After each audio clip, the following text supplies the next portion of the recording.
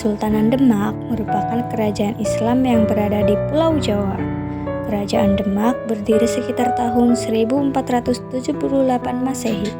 Raja pertama Kerajaan Demak adalah Raden Patah yang memiliki kekuasaan sejak 1478 hingga 1518. Ada banyak sekali perkembangan di berbagai bidang saat kerajaan ini berada di bawah pimpinan Raden Patah. Salah satunya pertahanan kerajaan. Namun, saat Raden Patah berkuasa, ada peristiwa bersejarah yakni perlawanan Kerajaan Demak terhadap Portugis. Lantas, apa yang melatar belakangi peristiwa tersebut? Latar belakang perlawanan Demak terhadap Portugis disebabkan oleh kerugian yang diterima Kesultanan Demak karena aktivitas perdagangannya dengan para saudagar Muslim di wilayah Malaka terganggu oleh Portugis. Terjadinya perlawanan terhadap Portugis oleh Kerajaan Demak diawali oleh penguasaan bangsa Portugis atas Malaka.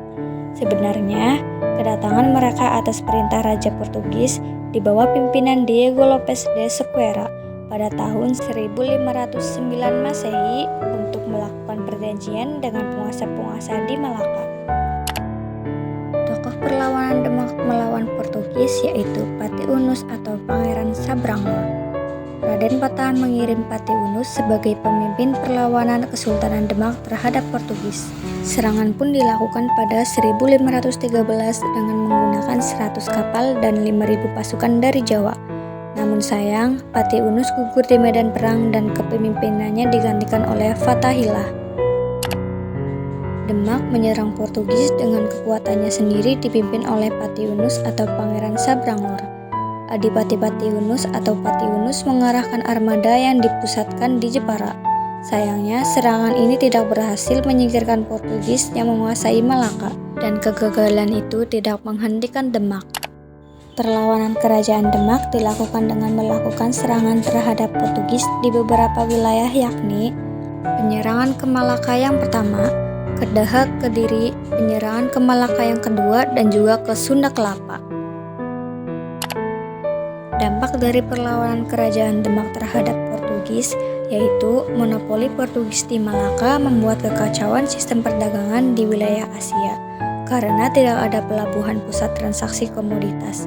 Di samping itu, Malaka tidak dapat lagi menjaga ketertiban dan keamanan jalur perdagangan di Selat Malaka. Alasan Demak melakukan penyerangan terhadap Portugis di Malaka. Kerajaan Demak pada masa pemerintahan Raden Patah lalu mengutus Patiunus dan pasukan untuk melakukan penyerangan ke kota pelabuhan Malaka. Penyerangan ini bertujuan untuk mencegah penyerangan ke Demak dan membantu kembalinya kekuatan Kerajaan Malaka. Pada 1527, pasukan gabungan Demak, Cirebon, dan Banten diberangkatkan untuk membendung pengaruh Portugis di Sunda Kelapa. Akhirnya, pada 22 Juni 1527, Sunda Kelapa berhasil direbut oleh Fathahillah, yang kemudian mengubah namanya menjadi Jayakarta. Peristiwa itu menandai akhir perlawanan Demak terhadap Portugis.